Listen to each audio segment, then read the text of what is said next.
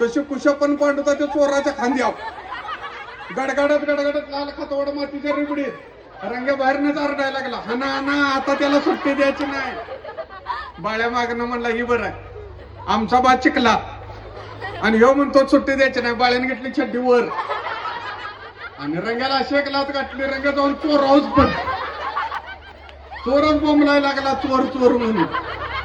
आला का म्हणला चोर आहेस म्हणून ये उद्योग, मम्मी भाज्याच्या पिठात मिरची बुडवून काढते का नाही, तसा चोराला लाल खतवाड मातीच्या रेबडीतनं बुडवून काढला. म्हणजे यो मरल सावकार आपल्याला काहीतरी म्हणल, ही घ्या वर. आता पायाला लागला होता चिकूल, याला वर घ्यायचा म्हणजे मेलेली मस गोट्यातनं बाहेर काढले का तापूत. म्हणजे काढायच कशी. पांडुतात्या म्हणला मगाशी आपण कंस वाजले तिथले राग घेऊन ये. बाळ्या म्हणला राग कशाला, काय रिडको वाढायचा आहे मी म्हणला. नाही ते जोक करू नका म्हणला. घेतला चोरला वर गावात आणला, सगळं गाव म्हणायला लागलं रंग्या कुशापा पांडुता त्याला काय काम नाही, सगळ्या तोंडाला माती.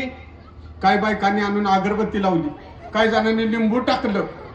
पांडुतात्या म्हणला चोराचं घेऊन याला बुताक्यातच. आम्ही काय म्हणला देवरशाही चोरच आहे म्हणजे माती काढा की.